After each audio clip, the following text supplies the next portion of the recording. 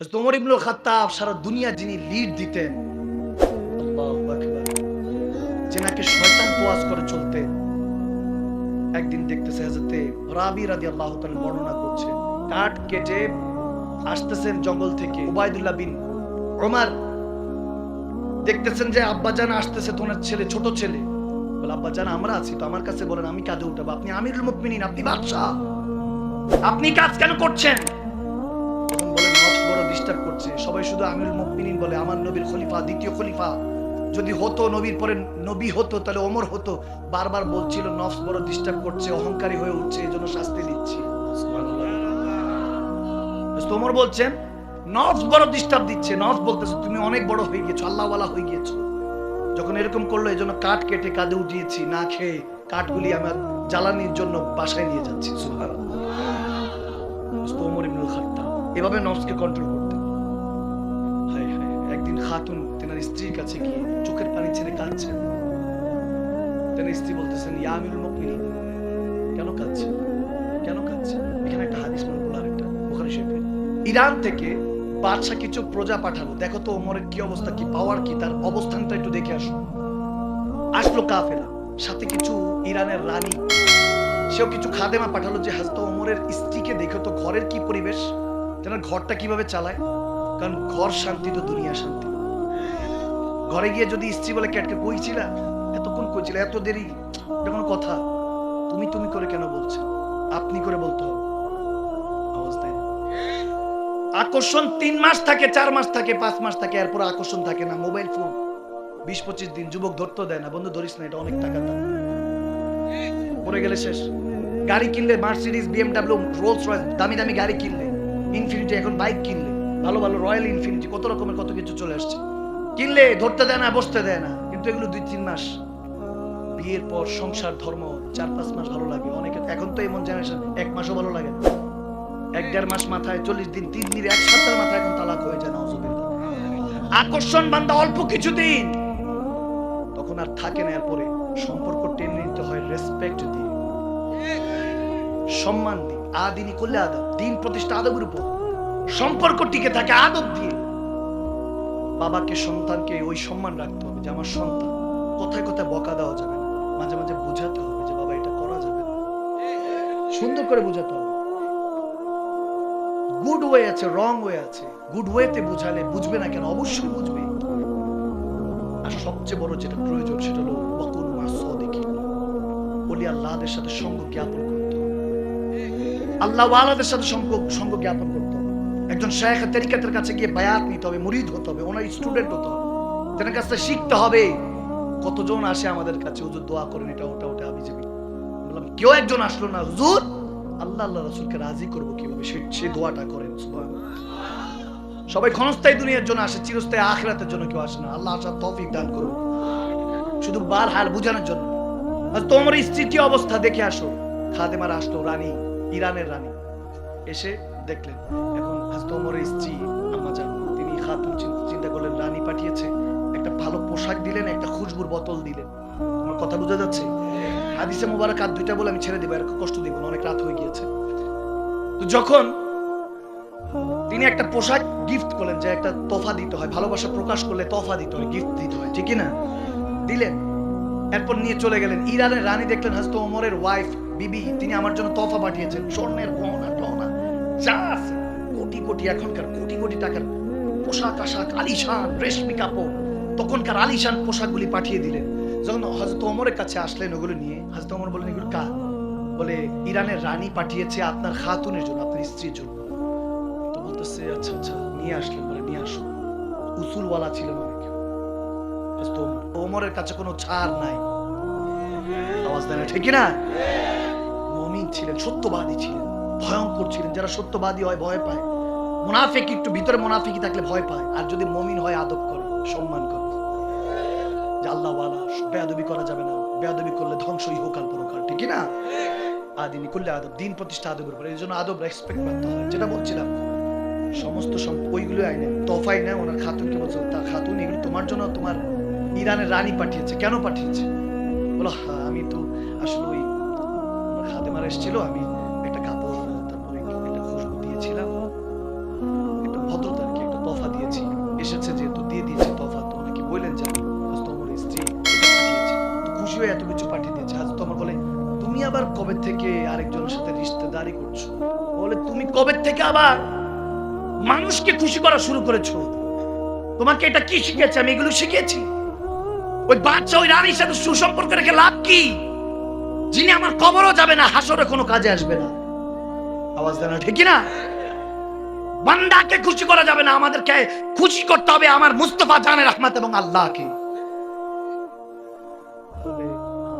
ঠিক আছে, বলে এগুলো সব এত কিছু বুঝি না, এত বাহানা চলবে না, এগুলো সব বলো যে আমি বাইতুল মালে দিয়ে দিয়েছি। বলে মানি না মানি আপনি বলতেছেন তো দিতে এমনি হবে। মা বললো তো একটু এরকমই, ঠিক কিনা? মসজিদ বাইরে গেলে বলে ঠিক আছে, রাগি হলে বলে ঠিক আছে মানলাম আর কি। আমার বিবি সাহেব না কইল, মাঝে মাঝে দেখা যায় একটু চাইলে বললাম 3 মাস আগে দিছি তো এখন কেন চাচ্ছে? 3 মাস আগে দিয়েছেন। আমি বললাম মনে আছে ওই হাদিস? আচ্ছা আচ্ছা ঠিক আছে ঠিক আছে, কি আর খরচ। জানে মেজাজি মানুষ, ঘরের মধ্যে আমি একটু রাগটা বেশি রাখি, আপনদের সাথে রাগটা বেশি চলে, কারণ আপনরা বুঝবে। পরদের সাথে সবসময় মন খুলে কথা বলি, হৃদয় খুলে কথা বলি, নরম তবিয়তে কথা বলি, যাতে কারণ পরটাকেও আপন বানাতে হবে, আপনটাকেও বাঁচাতে হবে, পরটাকেও বাঁচাতে হবে, ঠিক না? ভাইয়া কষ্ট হচ্ছে, দিয়ে দিলেন, বাইতুল মালে দিয়ে দিলেন। একটা মিষ্টি খেতে চেয়েছে ওমর এসেছে ওনার কাছে, তখন আমিরুল মুমিনিন তিনি পুরো জাহান লিড করেন, ওমর ইবনুল খাত্তাব। কোথাও যাওয়া লাগে না, নাম শুনলেই থরথর করে মুনাফিকরা কাঁপে। সুবহান। একটা মিষ্টি খেতে চেয়েছেন, ওনার স্ত্রী বলে দিব, কিনছি কিনছি।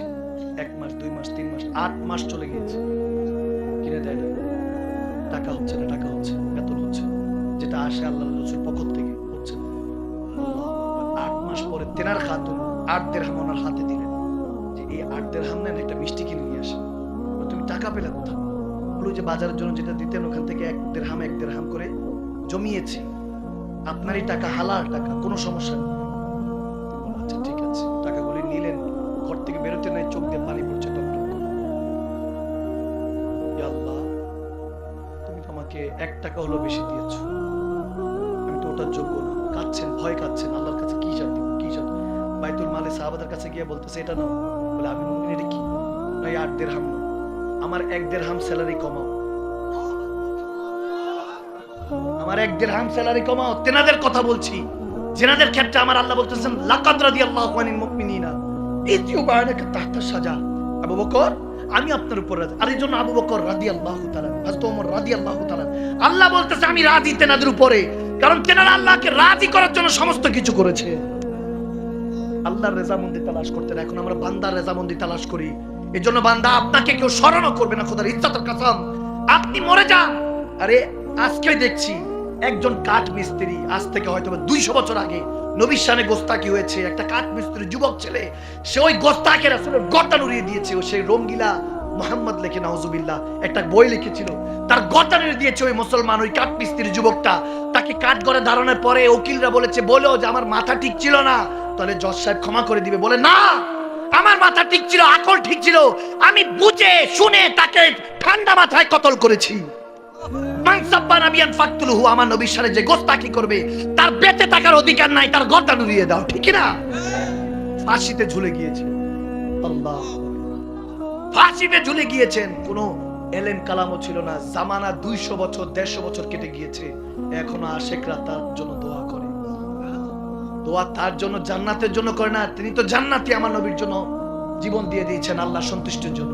দোয়া করে যে আল্লাহ তেনার উসিলা আমাদেরকে মাফ করুন। ওমর ইবনুল খাত্তাব রাদিয়াল্লাহু তাআলা, সেই ওমরের কথা বলছি আমি। দিয়ে দিল 1 টাকা কমাও, আমার খাতুনে এই মিষ্টির জন্য পাঠিয়েছে, আমি 1 টাকা বেশি নিচ্ছি, আমার আল্লাহ রাসূলের গোলামি করে কমিয়েছেন। ভাইরা আমার, সেই ওমর তেনার স্ত্রীর সামনে কাঁদছেন, বলে খাতুন ওমর বুড়া হয়ে গিয়েছে, এখন আর ওমর নামে ভয় পায়, ওমরকে দেখলে কেউ হয়তো বা এখন ভয় পাবে না। 62 বছর চলে হযরত ওমরের, বলে 63 বছর আমার পেয়ারা নবী চলে গিয়েছেন, আর 2-1 বছর আছে, যাই না কতদিন হায়াত রেখেছে, দাড়ি পেকেছে, এখন আর উঠতে গেলে সোজা উঠতে পাই না, মাজা জোর পাই না, হাত লাগে, এখন বিছানায় শুলে অসুস্থতা বোধ হয়, ঘুম আসে না, এই পিঠ ওপিঠ হতে থাকি। এখন আর আপনদের কথা ভাবি না, এখন আর পরদের কথা ভাবি না। খেয়াল শুধু কবরে গেলে নবীকে চেহারাটা দেখাতে হবে। 2 হাত দিয়ে আপনদেরকে দাফন করে রেখে এসেছি, ওই জায়গায় আবার যেতে হবে আমাকে। সময় শেষ। খাতুন আজকে কাঁদতেছি, তুমি জিজ্ঞেস করছো, বুখারী শরীফে হাদিস, খাতুন ওনার স্ত্রী বলছেন, কেন কাঁদছেন আপনি? বলে, কাঁদছি মসজিদে নববী থেকে যখন বেরোচ্ছি, সব সাহাবারা বলছে, ওই দেখো ওমর ইবনুল খাত্তাব হেঁটে যায়, আমার নবীর সিংহ, আমার আল্লাহর যোদ্ধা, মুমিনদের ইমাম। আজকে যখন বারবার বলতেছে, ওই দেখো যাকে দেখলে শয়তানও তোয়াজ করে চলে, তিনি হেঁটে যাচ্ছে, বাহ বাহ মারহাবা জিন্দাবাদ দিচ্ছে, নারা দিচ্ছে। খাতুন তেনারা তো আমাকে তাসদিক করলো, আমাকে ক্ষমা করে আপন করে নিল। ভাবলাম ঘরের মধ্যে তো আমি হাল বেহাল করে রেখেছি, অনেক স্ট্রিক্ট ছিলাম, শক্ত ছিলাম, কঠিন ছিলাম, অনেক কিছু চেয়েছো, কখনো মিষ্টিও চেয়েছো, ওটাও কিনে দিতে পারি নাই। ভেবেছি এটার আজার দুনিয়া থেকে আলে না, দুনিয়া থেকে কি নিবো, আমরা তো আল্লাহ রাসূল থেকে নিব। এই জন্য দুনিয়াতে যত পেরেছি কম খরচ করেছি, যত দেখিয়েছি কম দিয়েছি। খোদার ইজ্জতের কাসম, এই কোট অন্য কেউ দেওয়া, এই পাঞ্জাবি অন্য, জুব্বাটা অন্য কেউ দেওয়া, এই ঘড়িটা অন্য কেউ দেওয়া, আংটিগুলো অন্য কেউ দেওয়া, চশমাটাও একজন তোফা দিয়ে দিয়েছে, টুপিটা একজন অন্য কেউ দেওয়া। নিজের বলতে কিছুই কিনে নেই। আমি মাদানী সাহেবের কথা বলছি, ওয়াল্লাহি হাদিয়া কোরআন শোনা বয়ান করার পরে লক্ষ লক্ষ টাকাও হাদিয়া দেয় বান্দা, 1 পয়সা আমি ওখান থেকে নেই না, আল্লাহর কসম করে বলছি। ওটা আমার মুর্শিদে করিমের পরিবারের জন্য, আমার শায়েখে তরিকতের পরিবারের জন্য হয়তো খরচ করি। নিজের হক হালালের পয়সাটা আমি ওটা খরচ করি না। মাদ্রাসা করার চেষ্টা করছি, মার্কাজ করার চেষ্টা করছি। আমার আল্লাহর ঘর তো আছে, নবী বলেছেন মসজিদ আল্লাহর ঘর, মাদ্রাসা আমি নবী মুস্তাফার ঘর। আল্লাহর ঘর তো অনেক আছে, নবীর ঘর পারফেক্ট নাই, এজন্য আল্লাহর ঘরের সেজদাটাও ঠিকমতো আদায় হচ্ছে না। শিক্ষা উঠে যাচ্ছে, অশিক্ষিত হয়ে যাচ্ছে আমরা। মূর্খ নামে আমাদেরকে চাষাবাদ শেখানো হচ্ছে। আমরা ওই জ্ঞানের নামে, শিক্ষার নামে আমাদেরকে ডারউইনের মতবাদ শিখিয়ে দেওয়া হচ্ছে। আমরা বানর থেকে নাকি এসেছি মানুষ, নাউজুবিল্লাহ। বাবা আদম সন্তানদেরকে এগুলো বলাচ্ছে, এগুলো শিখাচ্ছে পাঠ্য বইয়ের মধ্যে থেকে। ট্রান্সজেন্ডার এরকম বিভিন্ন রকমের আমাদেরকে হিজ্জা বানিয়ে ছেড়ে দিচ্ছে, নাউজুবিল্লাহ। ছেলে মেয়ে হতে চায়, মেয়ে ছেলে হতে চায়। দুনিয়া যখন বর্বরতা, আমার দাদা মুর্শিদ কেবলা জিহাদ করে কাটিয়েছেন। চিন্তা করলাম তিনি আবাদ করেছেন, কিন্তু মাদ্রাসা করার সুযোগ হয়তো বা পান নাই। আমি ওই চেষ্টা চালাচ্ছি, ওই দিনের কথা বলছি যে দিন আমার নবী দিয়ে গিয়েছেন আপনাদেরকে, আমাদেরকে। ভাইয়ের আমার, খোদার ইজ্জতের কাসম, ওই দিন আমরা ভুলতে বসেছি। সময় শেষ, কাবার কাছে এখন দুনিয়া পৌঁছে গিয়েছে। হযরত ওমর ইবনুল খাত্তাব কান্না করছে, খাতুন তুমি ক্ষমা করে দাও, তোমার কাছে ক্ষমা চেতে এসেছি। সন্তানের কাছে ক্ষমা চাচ্ছে। হযরত ওমর ইবনুল খাত্তাব ফারুকে আজম, সত্য মিথ্যা পার্থক্য করনেওয়ালা, যেনাকে আল্লাহ লকব দিয়েছেন, তিনি সবার কাছে ক্ষমা চাচ্ছেন, আমাকে ক্ষমা করে দিস বাবা, তোর হক আদায় করতে পারি নাই। মাইকে বলছে, স্ত্রীকে বলছে, মা হাফসা যিনি আমার নবীর স্ত্রী, হযরত ওমরের সাহেবজাদি, তেনার কাছে বলছে, মা গো আপনি তো আমার মেয়ে, আপনি তো এখন আমার মেয়ে না, আপনি আমার মা, আপনি আমার নবীর স্ত্রী, আপনিও ক্ষমা করে দেন, ঠিক মতো লালন পালন করি নাই। নবীজির কাছে দিয়ে সবাই হাত ধুচ্ছে, আব্বা আপনি সবসময় হকের পথে ছিলেন, আপনি কি জন্য এইভাবে কাঁদছেন? কিন্তু ওনার খাতুন চোখের পানি ছেড়ে দিয়ে বলছে, আমি মাফ করব না, আমি মাফ করব না। তখন হযরত ওমর বলছেন, কেন কেন মাফ করবেন না? মাফ করে দেন না, স্বামী হিসেবে তো আপনার হক সম্পূর্ণ দিয়েছি, হয়তোবা কোনো না কোনো ভাবে কিছু ছুটে গিয়েছে। আমার রাসূলের উম্মতদেরকে, উম্মতে মুস্তাফাকে জাহান্নামের আগুন থেকে হেফাজত করতে জীবন যৌবন দিয়ে দিয়েছি। অতীতে তো কত গুনাহ করে ফেলেছি। আমি ওমর ইবনুল খাত্তাব, আমার বাবা খাত্তাব যখন 7-8টা উট চড়াতে বলতেন যে এই 7-8টা উটকে লাইন করো, করতে পারতাম না, চাবুক মারতেন। আমার ঘরে কি হয়েছিস তুই? আমি সে ওমর, আজকে সারা দুনিয়া লিড করি, এটা আমার নবীর সাদাকা। সেই নবী উম্মতের জন্য রাব্বি হাবলি বলে, উম্মতি বলে কাঁদে, উম্মতের জন্য করব না। খাতুন ক্ষমা করে দাও, মাফ চাচ্ছি তোমার কাছে। হযরত ওমর ইবনুল খাত্তাবের স্ত্রী বলতেছেন, আপনাকে ক্ষমা করব না। বলে, কোন একটা শর্ত আছে আমার, একটা শর্ত আছে, তাহলে ক্ষমা করবো। বলে কি? বলে, হাসরের ময়দানে প্যারা নবী যখন আপনাকে জান্নাতে নিয়ে যাবে, আমি আপনার সাথে আমাকেও নিতে হবে, আমাকেও নিতে হবে। যখন বলতেছে আমাকে নিয়ে যাবেন, তো তখন বলতেছে, খাতুন এত বড় গুনাহগার আমি কিভাবে বলবো যে তোমাকে আমার সাথে নিব? যদি দয়াল নবী আমাকে শাফাআত দেয়, যদি সুপারিশ করে, আল্লাহ যদি জান্নাত দেয়, ওয়াদা রইল তোমাকে না নিয়ে আমি জান্নাতে প্রবেশ করব না।